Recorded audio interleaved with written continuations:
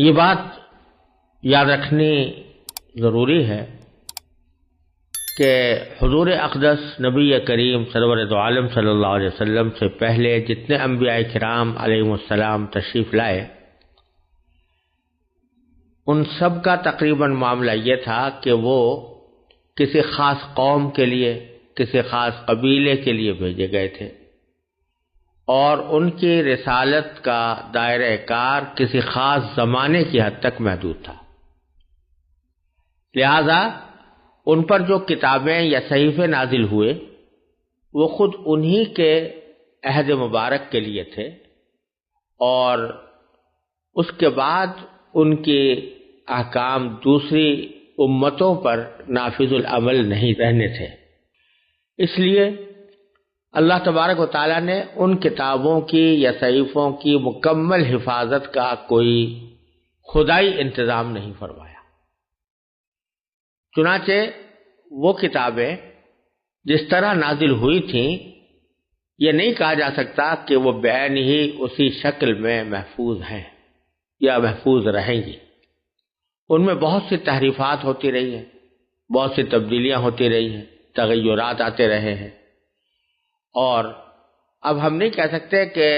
جو چیز آج تورات کے نام سے ہمارے سامنے پیش کی جاتی ہے، یا زبور کے نام سے پیش کی جاتی ہے، یا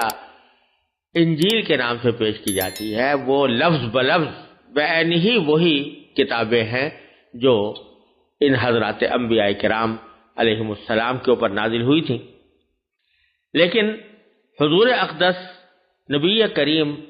خاتم النبیین صلی اللہ علیہ وسلم کو اللہ تبارک و تعالی نے کسی ایک قوم، کسی ایک قبیلے، کسی ایک زمانے کے لیے رسول نہیں بنایا، بلکہ آپ چونکہ تمام انبیاء کرام کے بعد سب سے آخر میں تشریف لائے، تو آپ کی رسالت کا دائرہ پوری دنیا کے لیے ہے اور آنے والے تمام زمانوں کے لیے ہے۔ قیامت تک جتنے انسان آنے ہیں، جتنی قرنیں آنی ہیں، جتنے زمانے آنے ہیں، وہ سارے کے سارے نبی کریم سرور دو عالم صلی اللہ علیہ وسلم کی رسالت کے ماتحت ہیں۔ چنانچہ اس بات کو صاف صاف قرآن کریم نے بیان فرمایا ہے کہ وَمَا أَرْسَلْنَاكَ إِلَّا كَافَّةً لِلنَّاسِ بَشِيرًا وَنَذِيرًا، ہم نے آپ کو تمام انسانوں کے لیے بشیر اور نذیر یعنی خوشخبری سنانے والا یا آگاہ کرنے والا بنا کر بھیجا ہے۔ تو یہ آپ کی رسالت چونکہ عام تھی تمام خطوں کے لیے اور تمام زمانوں کے لیے، اس لیے اللہ تبارک و تعالی نے آپ کو کتاب بھی وہ عطا فرمائی جو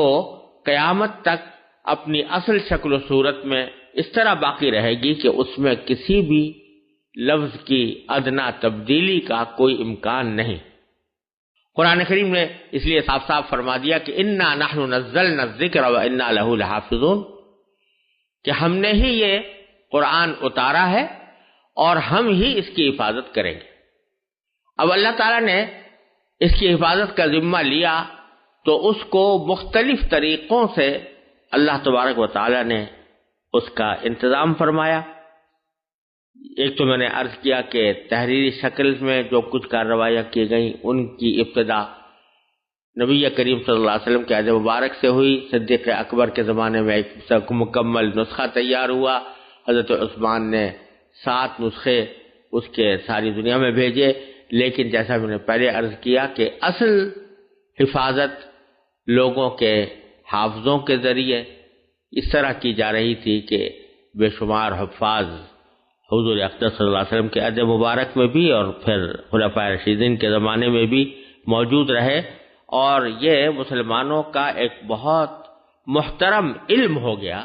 کہ وہ اپنے بچوں کو قرآن کریم حفظ کرائیں۔ چنانچہ کوئی زمانہ ایسا خالی نہیں رہا جس میں قرآن کریم کو یاد رکھنے والے لاکھوں کی تعداد میں موجود نہ ہوں۔ اور الحمدللہ یہ بات پورے دعوے کے ساتھ کہی جا سکتی ہے کہ اگر بالفرض خدا نہ خواستہ دشمنان اسلام قرآن کریم کے لکھے ہوئے نسخے تمام کے تمام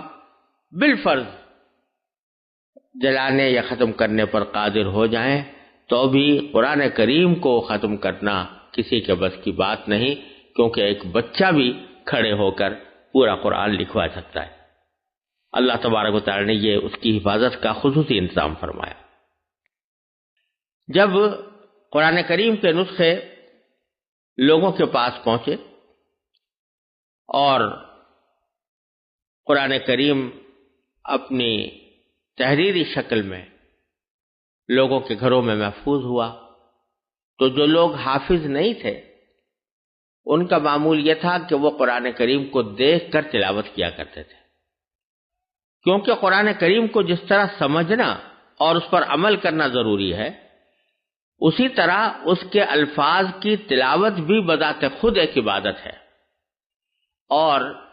حدیث میں نبی کریم سرور دو عالم صلی اللہ علیہ وسلم سے یہ ارشاد مروی ہے کہ آپ نے فرمایا کہ جو کوئی قرآن کریم کی تلاوت کرے تو ہر حرف، ایک حرف کی تلاوت پر 10 نیکیاں اس کے نامہ اعمال میں لکھی جاتی ہیں۔ لہذا صحابہ کرام ہی کے دور سے مسلمانوں میں یہ معمول چلا آتا رہا ہے کہ مسلمان صبح کو کسی اور کام میں لگنے سے پہلے قرآن کریم کی کچھ تلاوت کرتے تھے۔ تلاوت کی یہ مقدار شروع میں صحابہ و تابعین کے زمانے میں اتنی زیادہ ہوتی تھی کہ ان حضرات نے تقریباً قرآن کریم کو 7 حصوں میں تقسیم کر کے یہ پروگرام بنایا تھا، اور یہ بلکہ معمول بنایا تھا کہ وہ ہر ہفتے ایک قرآن کریم کی تلاوت مکمل کر لیں۔ چنانچہ اس لحاظ سے انہوں نے قرآن کریم کو 7 حصوں میں تقسیم کیا، ان میں سے ہر حصہ ایک حزب یا ایک منزل کہلاتا ہے۔ آپ حضرات اگر ہمارے قرآن کریم کے چھپے ہوئے نسخوں کو دیکھیں تو جگہ جگہ اس میں حزب لکھا ہوا نظر آئے گا، اور یہ 7 حزب ہے۔ مثلا پہلا حزب جو ہے وہ سورہ بقرہ سے شروع ہوتا ہے، الف لام میم سے شروع ہوتا ہے، اور سورہ انعام پر جا کر ختم ہوتا ہے۔ تو یہ ایک حزب ہے، یعنی 7 تقریباً پارے ہیں، یا 6 یا 7 پارے ہیں، اور اس طرح 7 احزاب یعنی 7 حزب پڑھ لینے سے ہر روز اگر ایک حزب پڑھا جائے تو ایک ہفتے میں قرآن کریم ختم ہو جاتا تھا، اس لیے ان کو احزاب یا منزلوں کی شکل میں تعبیر کیا گیا، اور قرآن کریم کے مختلف نسخوں میں یہ اسی طرح لکھا ہوا بھی موجود ہے۔ ایک اور تقسیم قرآن کریم کی اس طرح ہوئی کہ اس کو 30 حصوں میں تقسیم کیا گیا، اور ہر حصے کو ایک جز یا ایک پارہ کہا جاتا ہے۔ یہ کام کس زمانے میں ہوا اس کی کوئی قابل اعتماد شہادت ہمارے پاس موجود نہیں ہے، لیکن شروع سے یہ 30 پارے چلے آتے ہیں۔ لوگوں کا خیال ہے کہ شاید جب حضرت عثمان رضی اللہ تعالیٰ عنہ نے قرآن کریم کے نسخے تیار کرا کر مختلف جگہوں پر بھیجے تو شاید انہوں نے تحریر کی سہولت کے لیے اس کو 30 حصوں میں تقسیم کر دیا ہو، اور ہر پارہ ایک جز قرار پایا ہو۔ شاید اس وقت سے یہ اب 30 پارے چلے آتے ہو، لیکن کوئی بہت زیادہ مستند اور قابل اعتماد شہادت یہ نہیں ہے کہ یہ کب سے ہوا۔ یہ بات یاد رکھنی چاہیے کہ یہ پارے جو ہیں یہ کسی مضمون کے حساب سے نہیں بنائے گئے، بلکہ بعض اوقات ایسا ہوتا ہے کہ انتہائی ادھوری بات پر پارہ ختم ہو جاتا ہے اور نیا پارہ شروع ہو جاتا ہے۔ ایک بات کا ایک حصہ پچھلے پارے میں ہے اور دوسرا حصہ دوسرے پارے میں ہے، جیسے کہ مثلا سبحان الذی اسری والا پارہ جو ہے وہ حضرت موسیٰ اور حضرت خضر علیہ السلام کے واقعے کے سلسلے میں ایک واقعہ بیان کیا گیا ہے، اور وہ ابھی واقعہ ادھورا ہی تھا کہ اسی میں دوسرا پارہ قال لم اقل لک شروع ہو گیا۔ تو اس طرح بھی بعض پارے شروع ہوئے ہیں، لہذا یہ تقسیم معنی کے اعتبار سے نہیں ہے، مضمون کے اعتبار سے نہیں ہے، بلکہ یہ 30 مساوی حصے بنا دیے گئے ہیں۔ اور بعض علماء کرام نے یہ بات فرمائی ہے، اور قرین قیاس بھی ہے، کہ شاید مکتبوں میں بچوں کو قرآن کریم پڑھانے کے لیے یہ تقسیم کی گئی تھی، تاکہ وہ تھوڑے تھوڑے وقفے سے ایک مساوی مقدار اچھی طرح پڑھ سکیں، اس کو ہضم کر سکیں، پھر اس کے بعد پھر آگے بڑھیں۔ ان کو پارے کہا جاتا ہے۔ ہمارے بر صغیر کے نسخوں میں ایک اور علامت ہے جو آج تک قرآن کریم پر لکھی ہوئی نظر آتی ہے، اس کو رکوع کہتے ہیں، اور اکثر و بیشتر جہاں رکوع ختم ہو رہا ہوتا ہے تو وہاں حاشیے کے اوپر عین کی علامت لگی ہوتی ہے۔ اس کے بارے میں بھی تحقیق کے باوجود یہ بات پورے مستند طریقے پر معلوم نہیں ہو سکی کہ رکوع کی ابتدا کس نے کی، کس دور میں کی، کس زمانے میں یہ رکوع لگائے گئے، لیکن یہ بات تقریباً یقینی ہے کہ اس علامت کا مقصد یہ ہے کہ آیات کی ایسی متوسط مقدار متعین کر دی جائے جو ایک رکعت پہ پڑھی جا سکے، اس لیے اس کو رکوع کہتے ہیں، اور اس جگہ جا کر رکوع کیا جاتا ہے۔ اور بعض حضرات نے حساب لگا کر بتایا ہے کہ اگر کوئی آدمی تراویح کے اندر روزانہ ایک رکعت میں ایک رکوع پڑھے، گویا تراویح کی 20 رکعتوں میں 20 رکعت کی تلاوت کرے، تو اس طرح روزانہ اگر اس طرح اس معمول کے ساتھ قرآن کریم کی تلاوت کرے تو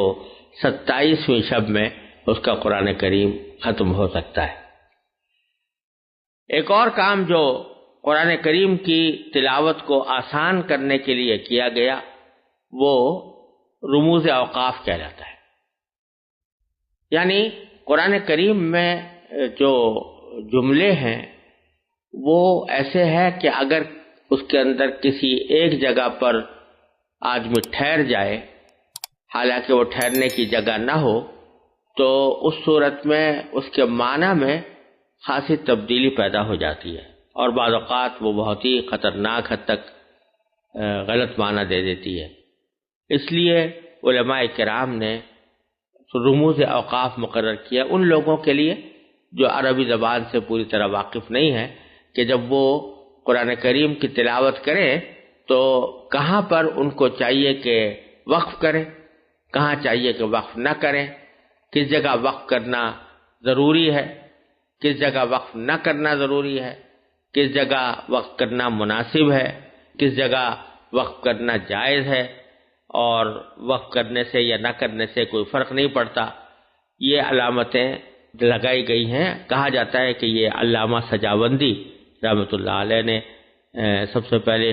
لگائی ہے، اور ان میں آپ نے دیکھا ہوگا کہ کہیں طا لکھی ہوئی ہے، کہیں جیم لکھا ہوا ہے، کہیں زا لکھا ہوا ہے، کہیں صاد لکھا ہوا ہے، کہیں میم لکھا ہوا ہے، کہیں لا لکھا ہوا ہے۔ تو یہ مختلف علامتیں ہیں۔ جہاں طا ہے تو یہ وقف مطلق کہلاتا ہے، اس کا مطلب یہ ہے کہ یہاں بات پوری ہو گئی ہے، اس لیے یہاں وقف کر لینا بہتر ہے۔ جہاں جیم لکھا ہوا ہے یہ وقف جائز کا مخفف ہے، اس کا مطلب یہ ہے کہ یہاں وقف کرنا جائز ہے، یعنی اگر نہ کریں تو بھی درست ہے اور اگر کر لیں تو بھی جائز ہے۔ جہاں زا لکھا ہوا ہے یہ وقف مجوز کا مخفف ہے، جس کا مطلب یہ ہے کہ وقف کرنا درست تو ہے لیکن بہتر یہ ہے کہ وقف نہ کیا جائے۔ مطلب یہ ہے کہ وقف کرنا اگر کوئی کرے تو معنی میں کوئی خاص تبدیلی واقع نہیں ہوگی، لیکن جو کلام کی سلاست کے لحاظ سے بہتر یہ ہے کہ وقف نہ کیا جائے۔ جہاں صاد لکھا ہے تو یہ وقف مرخص کا مخفف ہے، اور اس کا مطلب یہ ہے کہ اس جگہ بات تو پوری نہیں ہوئی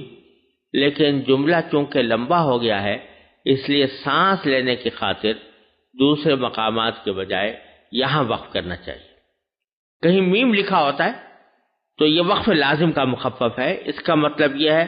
کہ اگر یہاں وقف نہ کیا جائے تو آیت کے معنی میں بڑی فحش غلطی کا امکان ہے، لہذا یہاں وقف کرنا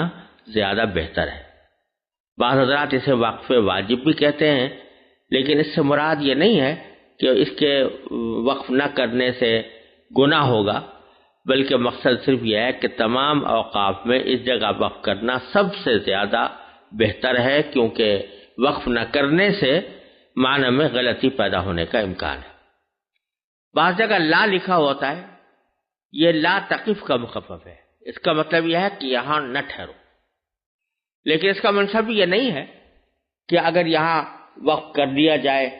تو کوئی گناہ ہو جائے گا یا یہاں وقف کرنا ناجائز ہے، بلکہ بہت سے مقامات ایسے ہیں جہاں وقف کرنے میں کوئی حرج نہیں اور اس کے بعد والے لفظ سے ابتدا کرنا بھی جائز ہے۔